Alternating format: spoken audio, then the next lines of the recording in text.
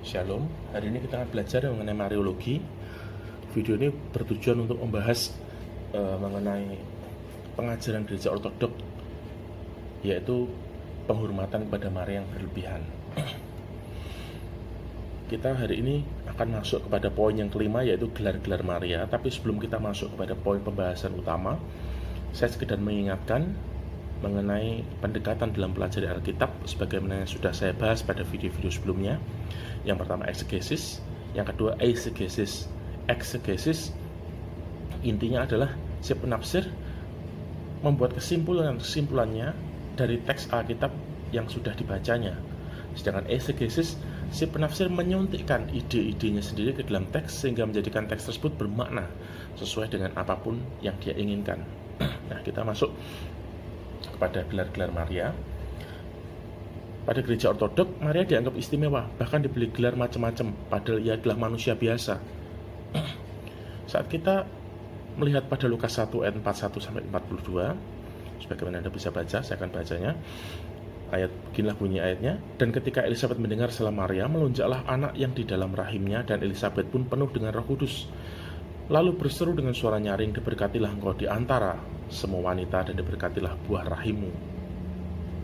Maria memang diberkati di antara para wanita karena ia mendapat kasih karunia atau kemurahan Tuhan untuk melahirkan Sang Firman.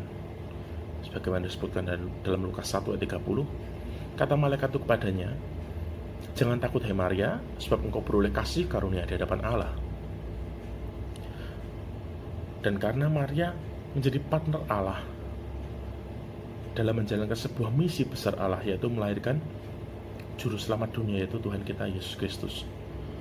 Nah, kedudukan Maria seharusnya sama seperti perempuan-perempuan yang lain. Di Lukas 1 ayat 42 disebutkan among women, bukan above women. Nah, status Maria harusnya primus inter pares atau first among equal, yang pertama di antara yang sederajat, dan bukan diagung-agungkan, bahkan hampir sejajar dengan Tuhan melalui gelar-gelar yang diberikan kepada Maria. Dan saya percaya gelar-gelar tersebut diberikan tanpa sepengetahuan Maria, karena diberikan pada konsili ketiga. Gelar tersebut disematkan ke Maria pada konsili yang ketiga di Efesus tahun 431, 390 tahun setelah wafatnya Maria. Maria wafat dipercaya pada tahun 41 Masehi. Nah, saya yakin jika pemberian gelar-gelar kepada Maria saat Maria ini masih hidup, pasti beliau tidak mau, karena Maria adalah orang yang rendah hati, dan beliau merasa bahwa beliau hanyalah hamba Tuhan yang menjalankan perannya dalam master plan daripada Allah yang Maha Kuasa.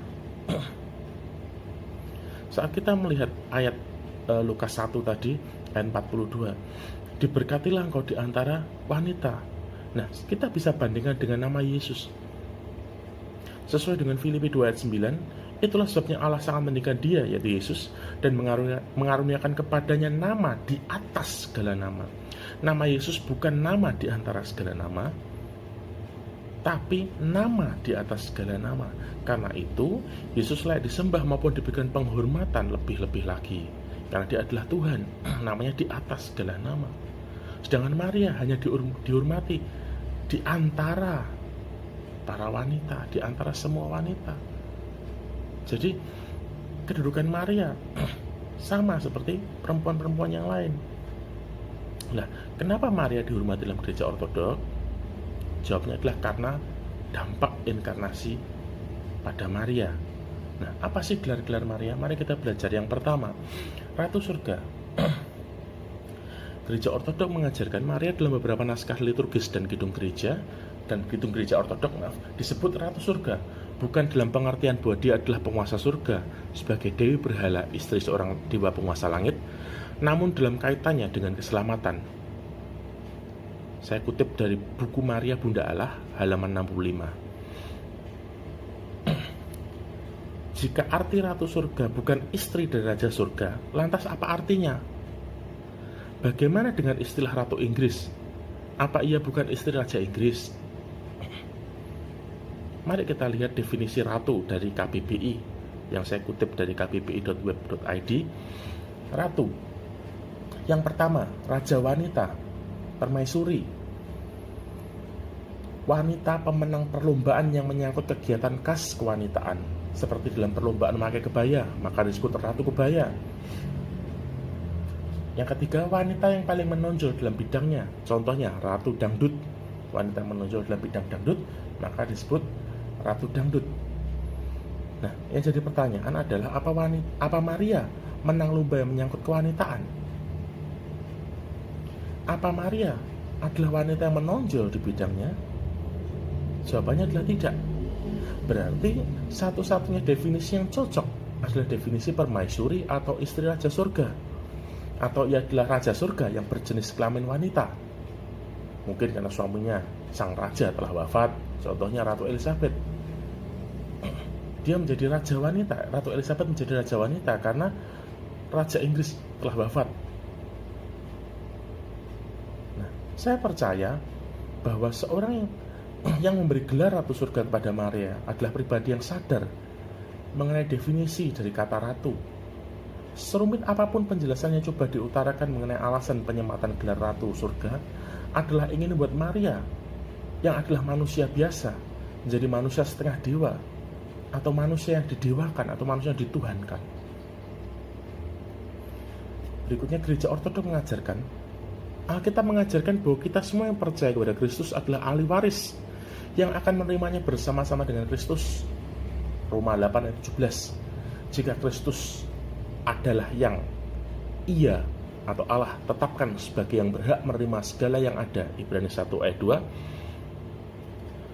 dan kita adalah ahli waris yang akan menerima bersama-sama Kristus, maka di dalam Kristus kita pun mendapat segala yang ada yang dimiliki oleh Kristus. Itulah sebabnya jika Kristus adalah raja segala raja, Wahyu 19 ayat 16, kita pun menjadi suatu kerajaan, Wahyu 1 ayat 6. Artinya kita pun ikut menjadi raja di dalam kemuliaan Kristus itu. Jika para orang kudus semuanya adalah raja-raja dalam kemuliaan Kristus, bukankah Maria juga raja? Hanya karena dia adalah seorang wanita, sebutannya bukan raja, namun ratu. Yang jadi pertanyaan berikutnya adalah, siapakah orang kudus itu menurut Alkitab? Saya cantumkan 4 ayat. Anda bisa baca dan saya akan membacakannya bagi Anda.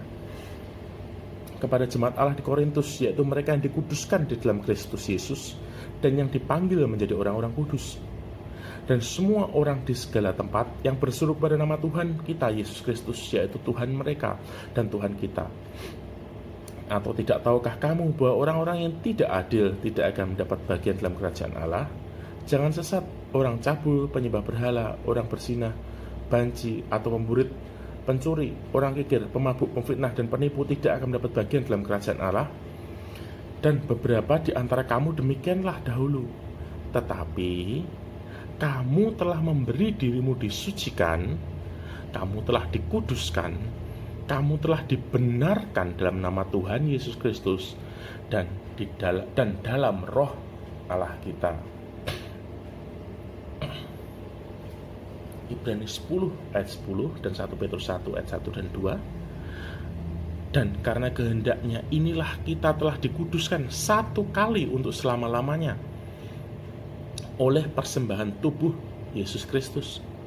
Dari Petrus, Rasul Yesus Kristus, kepada orang-orang pendatang yang tersebar di Pontus, Galatia, Kapadokia, Asia Kecil, dan Bitinia, yaitu orang-orang yang dipilih sesuai dengan rencana Allah Bapa kita dan yang dikuduskan oleh Roh, supaya taat kepada Yesus Kristus dan menerima percikan darahnya. Kiranya kasih karunia dan damai sejahtera makin berlimpah atas kamu. Sesuai dengan Alkitab, kita bisa lihat tadi ayat-ayat yang sudah saya baca tadi, kita bisa dengar, kita bisa pahami bahwa orang-orang kudus sesuai dengan Alkitab adalah kita, yaitu Anda dan saya, yang dikuduskan oleh darahnya melalui pengorbanan Yesus di kayu salib. Setiap orang yang percaya pada Yesus adalah orang-orang kudus, termasuk Anda dan saya. Rasul-rasul zaman dahulu, orang-orang yang mendengar, percaya dan mendengar pemberitaan para rasul adalah orang-orang kudus.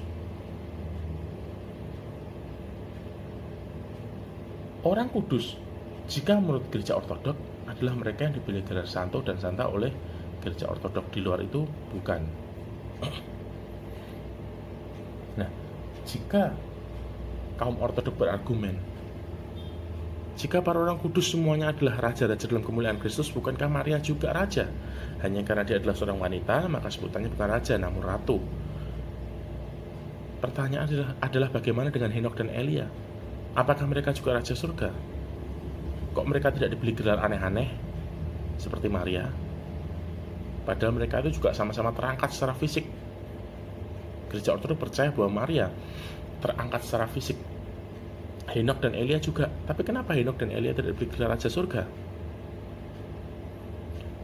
Berarti cuma sekedar ingin mengangkat Maria sejajar dengan Tuhan, atau menjadikan Maria menjadi manusia setengah dewa yang layak disembah dan diberi penghormatan lebih-lebih lagi.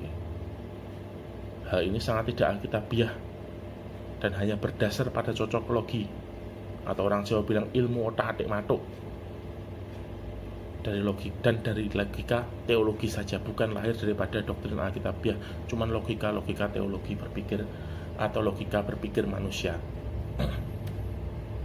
Yang ketiga, gereja ortodok mengajarkan para roh orang-orang benar itu berada di Yerusalem surgawi, Ibrani 12 ayat 22.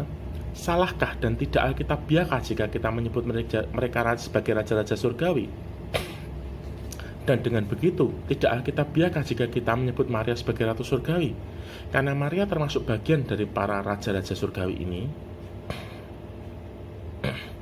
Jika Maria adalah ratu surga karena dia perempuan, bagaimana dengan perempuan Kristen yang lain? Bagaimana dengan Elizabeth, Yohana istri Kusa, bendahara Herodes, Susana?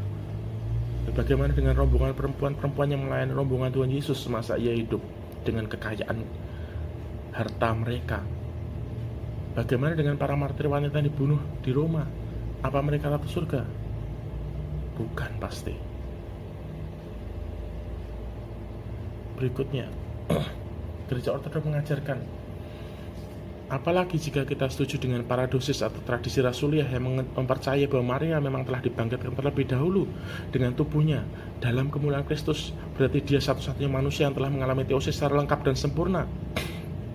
Jika pada saat akhir zaman saja kita akan menjadi raja-raja di surga sesudah kebangkitan, maka Maria itu saat ini pun sudah menjadi ratu surga, sebab baru dia satu-satunya mengalami kebangkitan akibat keselamatan yang diterimanya dari Kristus dan mengalami teosis secara sempurna. Kebangkitan Maria adalah hal yang tidak tercatat di Alkitab, dan banyak tradisi dan legenda yang mencoba untuk mengisi lebih detail tentang apa yang terjadi pada Maria pada tahun-tahun setelah Pentakosta. Yang janggal dalam peristiwa kebangkitan Maria adalah peristiwa yang dahsyat, bombastis, spektakuler, amazing, serta membuat geger dunia. Kenapa peristiwa ini tidak dicatat dalam Injil maupun surat-surat para rasul? Kenapa peristiwa ini tidak dicatat dalam catatan sejarah Romawi? Kebangkitan Yesus, penyaliban Yesus dicatat oleh Flavius Josephus, seorang sejarawan Romawi, orang Yahudi sejarawan Romawi yang tidak percaya sama sekali sama Yesus. Dicatat karena ini peristiwa dahsyat, menggemparkan dunia. Kenapa peristiwa kebangkitan Maria yang begitu dahsyat, sama dahsyatnya dengan Yesus, kok tidak dicatat? Nggak usahlah ngomong soal orang yang non-Kristen, orang Romawi dan orang-orang lain, Yunani segala macam. Kenapa para rasul ini tidak satu pun yang mengutip atau mencantumkan atau mencatat peristiwa dahsyat ini? Aneh toh? Mari kita gunakan akal sehat untuk melitinya. Waktu penulisan Injil Yohanes diperkirakan terjadi tahun 40 sampai 140 Masehi. Ada yang mengatakan bahwa waktu penulisannya tahun 80 sampai 95 Masehi. Sumbernya Anda bisa lihat di layar. Menurut Irenaeus, Injil Yohanes ditulis di Asia Kecil, yaitu di Efesus, ketika pertumbuhan gereja mulai matang dan timbul kebutuhan akan ajaran yang lebih lanjut tentang akidah iman. Penemuan-penemuan arkeologi mengindikasikan Injil Yohanes memuat detail akurat mengenai Bait Allah di Yerusalem dan lingkungannya sebelum tahun 70 Masehi. Misalnya Yohanes 9 ayat 7, Yohanes 10 ayat 22 sampai 23, Yohanes 19 ayat 13 yang mendukung bahwa Injil ini ditulis sebelum tahun 70 Masehi, yaitu ketika Bait Allah dihancurkan. Sumbernya Anda bisa lihat. Kenapa kebangkitan Maria tidak sekalipun dicatat dalam Injil maupun surat-suratnya? Surat-surat Yohanes maksudnya. Yohanes adalah saksi mata dari Maria itu. Karena Maria tinggal bersama Yohanes sampai Maria meninggal.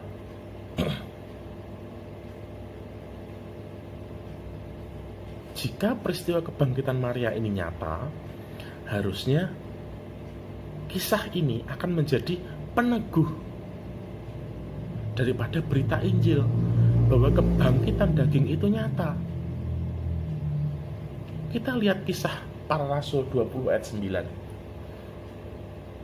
Di kisah itu mencatat kisah Eutikus jatuh dari jendela tingkat 3 dan mati, dan kemudian didoakan oleh Paulus dan bangkit.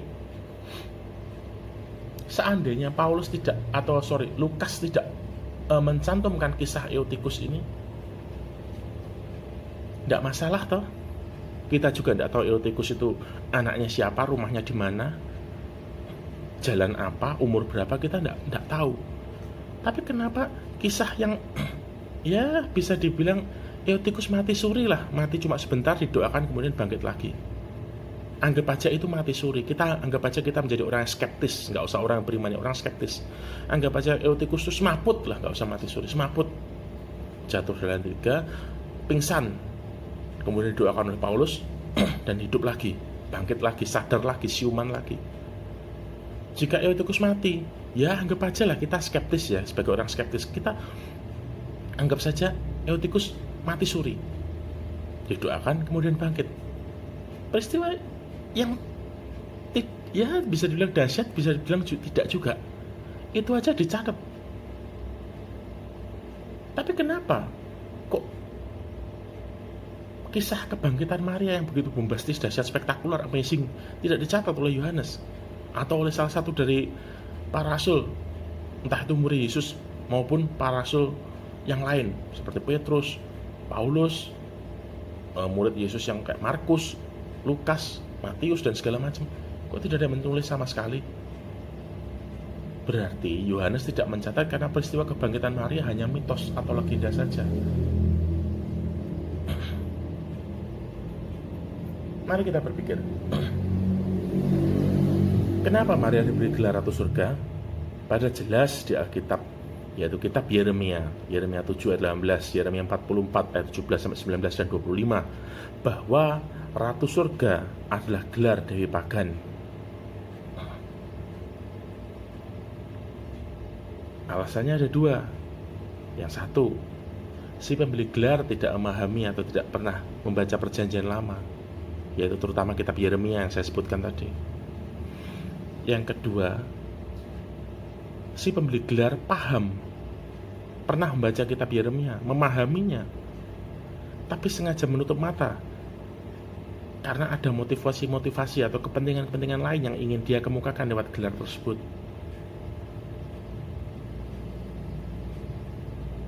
Contohnya,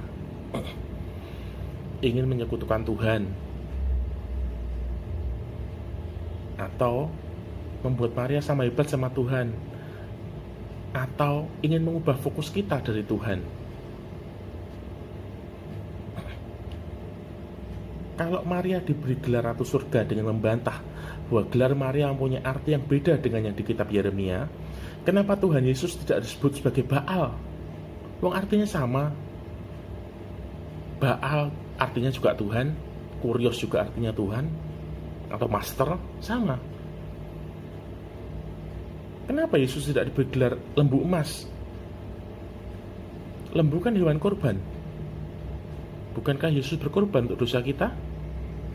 Dan emas lambang kemuliaan. Pengorbanan Yesus sungguh mulia, menebus dosa kita. Yesus tidak diberi gelar seperti itu karena itu adalah gelar untuk berhala. Jadi kalau Maria diberi gelar seperti itu, berarti itu gelar untuk berhala. Maria disejarkan sebagai berhala. Berikutnya, gelar yang kedua, ibu kaum beriman. Gereja Ortodok mengajarkan kodrat kemanusiaan Kristus itu adalah berasal dari buah rahim Maria. Itulah sebabnya mengapa Maria harus dimuliakan mendahului manusia beriman lainnya, karena buah rahimnya lebih mulia, lebih dahulu mulia, sehingga pohon atau Maryam dari mana buah rahim itu tumbuh mempunyai sifat yang sama mulia dengan buah rahim yang dilahirkan oleh pohonnya tadi. Sifat mulia itu nanti akan menjadi milik kita semua. Kolose 3 ayat 4, 1 Yohanes 3 ayat 2. Memang Maria adalah ibu Yesus saat ia menjadi manusia, tapi saat Tuhan Yesus wafat di salib, tugas Maria sebagai ibu sudah selesai karena putranya wafat. Karena itu Maria diserahkan pada Yohanes. Kolose 3 ayat 4, apabila Kristus yang adalah hidup kita menyatakan diri kelak, kamu pun akan menyatakan diri bersama dengan Dia dalam kemuliaan. 1 Yohanes 3 ayat 2, saudara-saudaraku yang kekasih, sekarang kita adalah anak-anak Allah, tapi belum nyata apa keadaan kita kelak. Akan tapi kita tahu bahwa bila Kristus menyatakan dirinya, kita akan menjadi sama seperti Dia, sebab kita akan melihat Dia dalam keadaannya yang sebenarnya.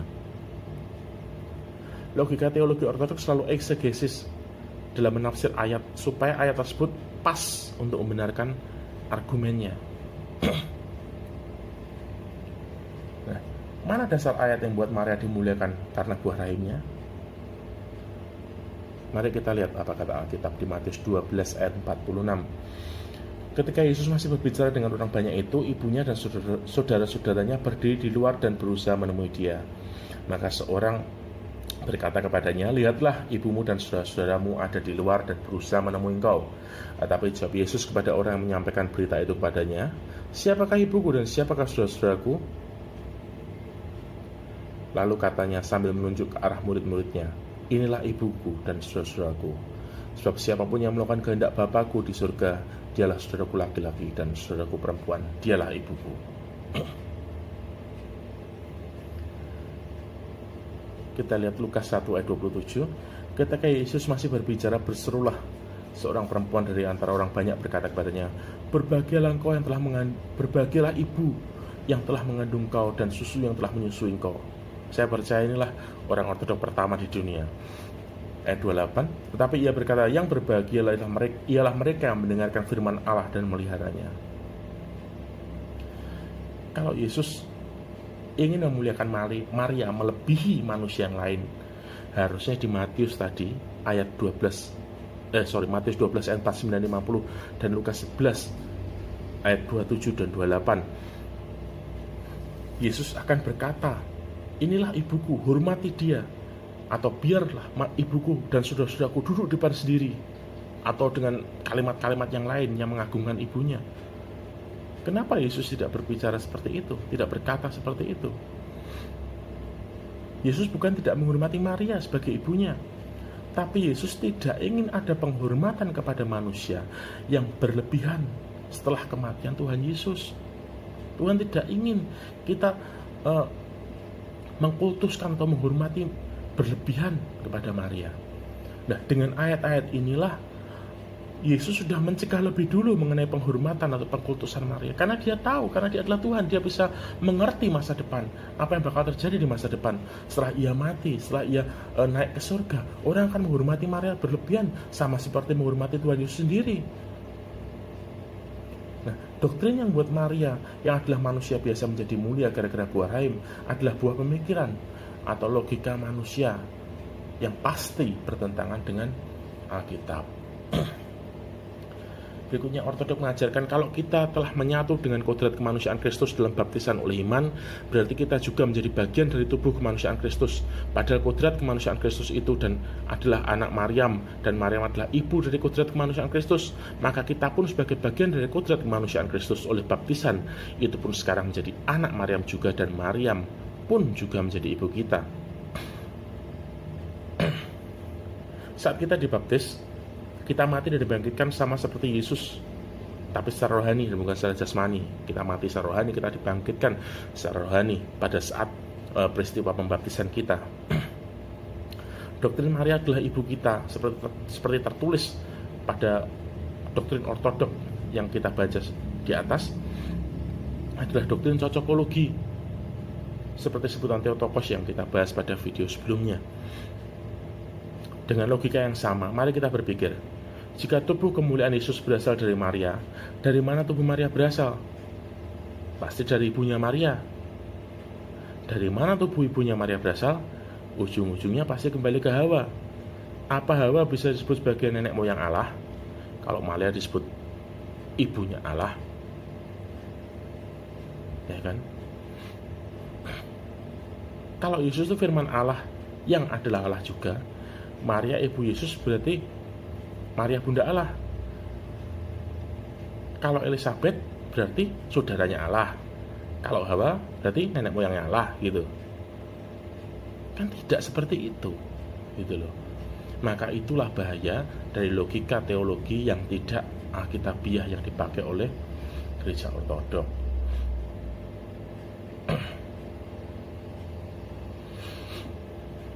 Gereja ortodok mengajarkan ketika Yesus melihat ibunya dan murid yang dikasihnya di sampingnya, berkatalah ia kepada ibunya, "Ibu, inilah anakmu." Kemudian katanya kepada murid-muridnya, "Inilah ibumu." Dan sejak saat itu murid itu menerima dia dalam rumahnya.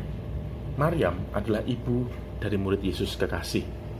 Berarti yang menjadi ibu kita juga jika kita memang betul adalah murid Yesus. Murid Yesus yang kasih adalah anak dari Maryam. Berarti jika kita pun adalah murid Yesus, kita juga anak Maryam dalam keberadaan manusia baru kita. Nah, dalam kisah Yohanes tadi di pasal 19 ayat 26-27, Yesus ini bukan sedang menunjukkan bahwa Maria adalah ibu dari murid-murid. Tapi ayat ini sedang menunjukkan bahwa Tuhan Yesus sedang menyerahkan atau memasrahkan, kalau orang Jawa bilang masrah nih, ya kan? Memasrahkan ibunya kepada Yohanes supaya Yohanes memelihara, supaya Yohanes ngopeni, kalau orang Jawa bilang ya, supaya Yohanes memelihara Maria, karena sebentar lagi Yesus akan wafat.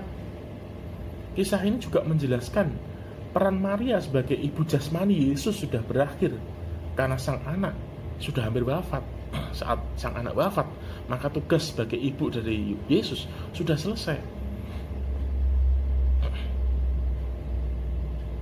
Nah, di kisah ini seakan-akan Yesus tidak mengatakan, "Ibu, tugasmu sebagai ibuku sudah selesai, sekarang anakmu bukan aku, tapi Yohanes ini." Gitu loh. Jika kisah Yesus memasrahkan Maria ke Yohanes ini disangkut-sangkutkan pada Maria adalah ibu kita, hal ini terkesan sangatlah eisegesis atau berdasar pada logika-logika teologi, bukan berdasarkan pada kebenaran alkitabiah. Apa Maria ibu kaum beriman? Jika kaum ortodok dengan mudahnya menyimpulkan bahwa Maria adalah ibu kaum beriman, bagaimana dengan Abraham?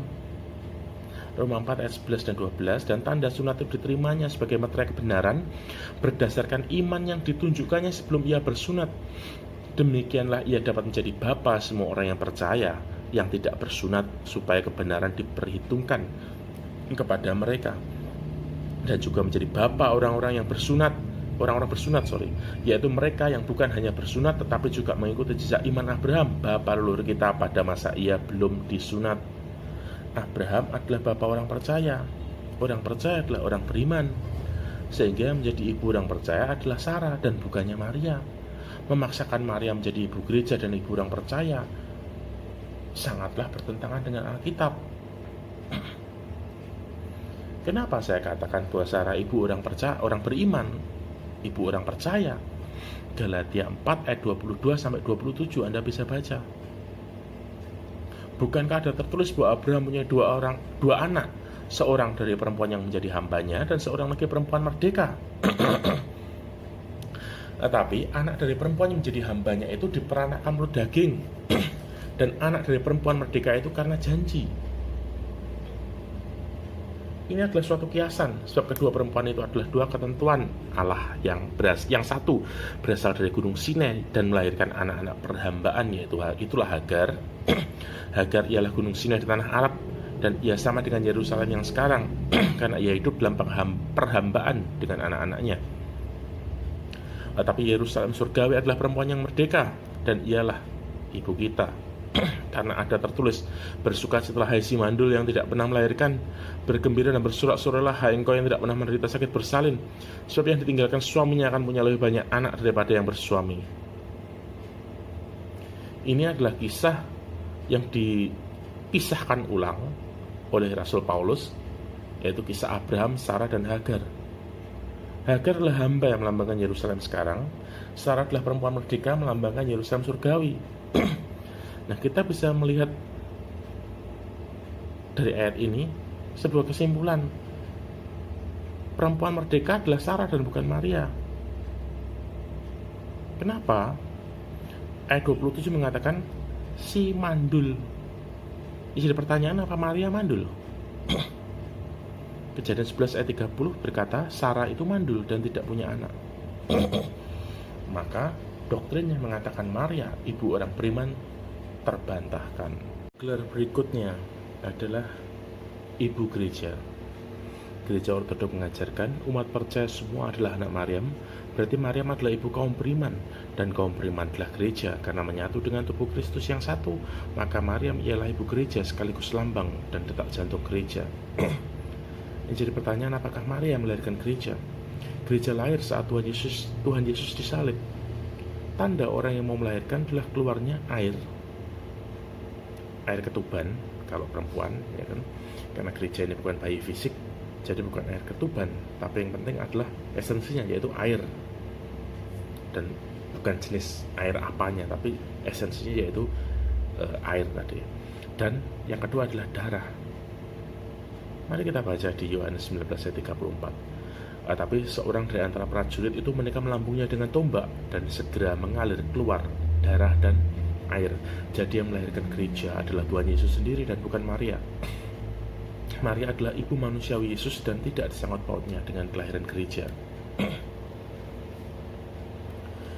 Gereja Ortodok mengajarkan karena sebagaimana gereja itu adalah perawan suci, 2 Korintus 11 ayat 2, dan sekaligus ibu, Galatia 4 ayat 26, maka Maryam pun adalah perawan suci dan ibu.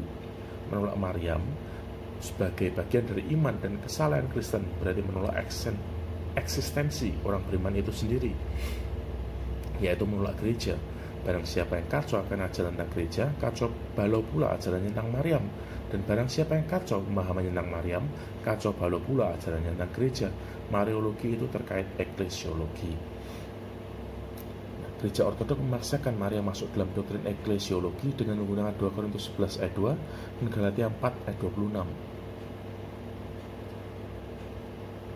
Kalau Galatia 4 ayat 26 sudah saya bahas tadi, kita sekarang bahas 2 Korintus 11 ayat 2.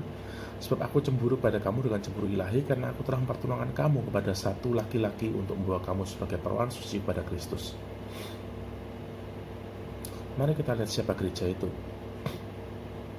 Matius 25 ayat 1 mengatakan, pada waktu itu hal kerajaan surga seumpama 10 gadis yang mengambil pelitanya dan pergi menyongsong mempelai laki-laki. Gereja adalah mempelai perempuan, dan Kristus adalah mempelai laki-lakinya. Mempelai wanita yang siap bertunangan adalah wanita dewasa dan bukan anak-anak. Wanita dewasa baik secara fisik maupun secara rohani. Nah, jadi pertanyaan, siapa yang menyucikan jemaat dan melihara jemaat supaya tetap suci? Yang pertama menguduskan dan menyucikan jemaat adalah Tuhan Yesus sendiri dengan mati di salib menebus dosa manusia.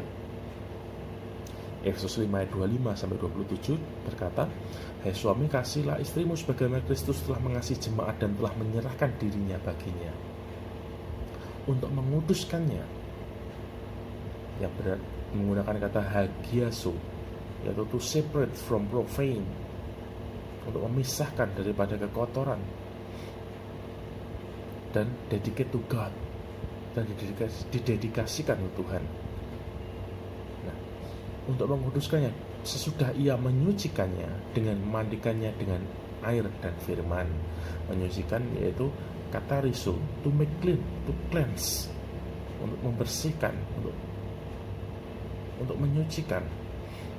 Ya, Efesus 5:27, supaya dengan demikian ia menempatkan jemaat di hadapan dirinya dengan cemerlang, tanpa cacat atau kerut atau yang serupa itu, tetapi supaya jemaat kudus dan tidak bercela.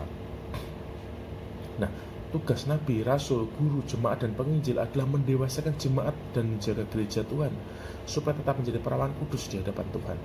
Yang pertama dua Tuhan Yesus menguduskan kita dan menyucikan kita. Lalu yaitu dengan penebusan dia di kayu salib. Nah, setelah kita percaya Yesus, kita percaya bahwa kita ditebus dosanya, kita diampun dosanya. Nah, supaya kita tetap menjaga kekudusan kita di hadapan Tuhan, ada para nabi, para rasul, para guru, para gembala, dan para penginjil yang senantiasa menjagai kita dengan pengajaran-pengajaran yang baik, pengajaran-pengajaran yang alkitabiah, pengajaran-pengajaran yang bukan hanya timbul dari logika manusia, tapi ada dasar alkitabiah yang kuat, sehingga ajaran itu bisa dipertanggungjawabkan. Kita baca di Efesus 4 ayat 11-14. Dan ialah yang memberikan baik rasul-rasul maupun nabi-nabi, baik pemberita-pemberita Injil maupun gembala-gembala dan pengajar-pengajar, untuk memperlengkapi orang-orang kudus bagi pekerjaan pelayanan, bagi pembangunan tubuh Kristus.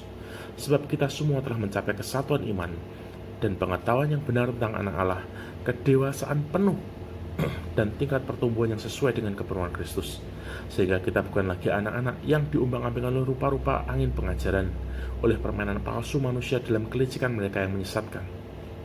Jadi kesimpulannya adalah Maria tidak ada hubungannya dengan eklesiologi, ya, perawan suci dan lain-lain itu tidak ada, bukan melambang Maria dan tidak ada sangkut pautnya sama Maria. Nah, saya kutip statement tadi, menolak Maria sebagai bagian dari iman dan kesalahan Kristen berarti menolak eksistensi orang beriman itu sendiri, yaitu menolak gereja. Statement ini sangat tidak masuk akal dan terkesan dibuat-buat dengan memperkosa ayat Alkitab supaya masuk pada teorinya. Dan ini adalah cocokologi tingkat dewa, bukan cuma cocokologi sembarang sekedar cocokologi biasa. Saya kutip lagi, barang siapa yang kacau pemahamannya tentang Maria, kacau pula ajarannya tentang gereja. Hal ini juga tidak sangkut pautnya. Orang yang pola pikirnya normal saat mendengar statement ini pasti akan berkata, loh hubungannya apa? Gak nyambung sama sekali gitu loh. Jangankan gereja sekarang ini, gereja zaman Rasul yang jauh dari Yerusalem dan Efesus, apa mengenal Maria? Rasul-rasul termasuk Petrus dan Paulus tidak pernah satu kali pun menyinggung Maria kepada jemaat Korintus atau jemaat Antioquia maupun Galatia maupun jemaat di tempat lain dalam surat-suratnya. Berarti pemahaman mengenai gereja pada jemaat-jemaat yang saya sebutkan tadi sudah kacau kalau berdasar statement ortodok. Karena mereka tidak mengenal Maria, berarti kacau dong kalau yang jauh dari Maria. Yang tidak tinggal di Yerusalem maupun tidak tinggal di Efesus, karena mungkin secara tradisi Maria mati di Efesus. Kalau gereja di luar Yerusalem dan Efesus, mungkin yang di Smyrna, mungkin yang di mana, yang di luar kota itu, di luar Yerusalem maupun Efesus, berarti tidak kacau semua dong pengajarannya. Nah, inilah bahayanya dari logika teologi yang semrawut tanpa dasar alkitabiah. Saya kutip lagi, Mariologi itu terkait dengan eklesiologi. Kenapa Mariologi selalu disangkut-sangkutkan pada doktrin yang lain, sedangkan eklesiologi, kristologi, teologi, bibliologi, atau doktrin yang lain bisa berdiri sendiri dan baik-baik saja tanpa Mariologi? Doktrin-doktrin gereja harusnya berkutat pada Allah maupun pada Tuhan Yesus maupun pada Roh Kudus. Jangan diselewengkan kepada Maria. Roma 11 ayat 36, sebab segala sesuatu adalah dari Dia dan oleh Dia dan kepada Dia, bagi Dialah kemuliaan sampai selama-lamanya. Doktrin mengenai Maria seakan dibuat-buat, seharusnya tidak perlu ada, sehingga harus dikaitkan ke doktrin yang lain. Karena lahirnya doktrin Mariologi adalah cuma berdasar pada logika teologi manusia tanpa dasar Alkitab, makanya harus dikaitkan satu sama lain supaya dipaksa untuk masuk, dipaksa untuk nyambung ke doktrin yang lain. Kalau berdiri sendiri pasti rapuh karena memang tidak ada dasar Alkitabiah sama sekali. Next, kita belajar gelar berikutnya, yaitu Hawa kedua. Gereja Ortodok mengajarkan Alkitab menyebut Kristus sebagai Adam yang akhir atau manusia kedua, 1 Korintus 15 ayat 47 dan 44. Jika ada Adam yang akhir atau manusia kedua, berarti harus ada Hawa kedua. Sebagaimana Hawa disebut sebagai ibu yang semua yang hidup, Kejadian 3:20, dalam susunan kemanusiaan yang lama, maka Maryam juga menjadi ibu orang beriman, Yohanes 19 ayat 26 dan 27, dalam susunan kemanusiaan baru di dalam Adam yang terakhir, Yesus Kristus.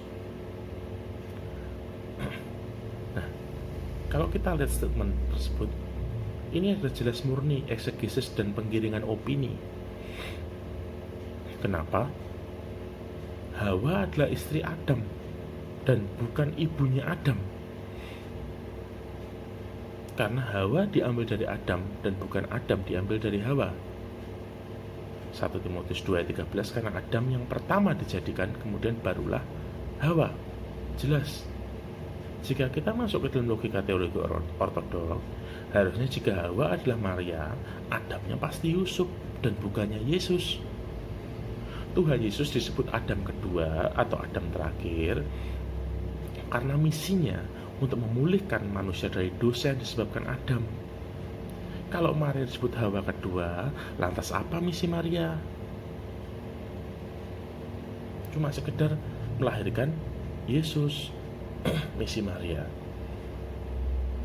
Nah, jika memang seharusnya ada Hawa kedua, kenapa tidak dibahas oleh Paulus sekalian saat dia membahas Adam kedua di 1 Korintus 15? Kita baca 1 Korintus 15 ayat 45-46. Seperti ada tertulis, manusia pertama, Adam, menjadi makhluk yang hidup, tetapi Adam yang akhir menjadi roh yang menghidupkan. Tetapi yang mula-mula datang bukanlah yang rohaniah, tetapi yang alamiah, kemudian barulah datang yang rohaniah. Di atas pun dikatakan bahwa Adam yang pertama adalah makhluk hidup. Nah, Adam yang akhir menjadi roh yang menghidupkan. Nah, yang jadi pertanyaan, jika Maria adalah Hawa kedua, lantas Maria menjadi roh apa? Adam yang kedua adalah rohaniah. Sedangkan Maria jasmania. Tidak ada alasan bagi Rasul Paulus maupun Rasul yang lain untuk menggelari Maria sebagai sebagai Hawa kedua. Jika gereja Ortodok menggelari Maria sebagai Hawa kedua, dasar yang dipakai pastilah bukan Alkitab. Karena para nabi, para rasul maupun Tuhan Yesus sendiri tidak pernah mengajarkan doktrin yang demikian.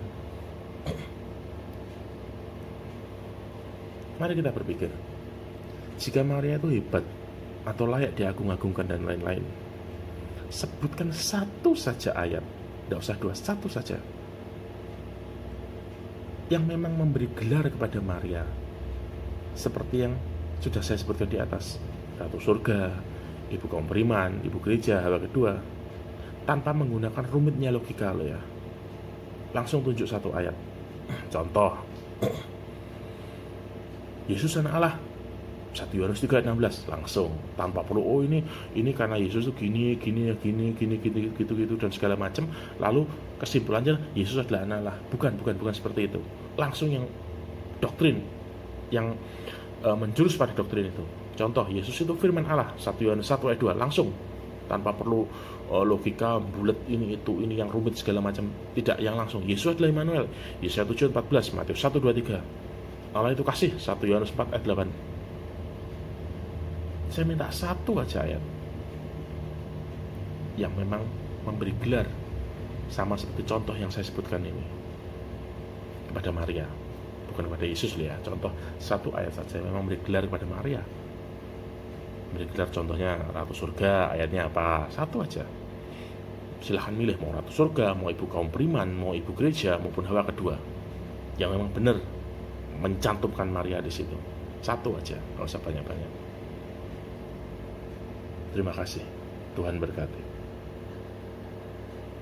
Bersambung ke part yang keempat.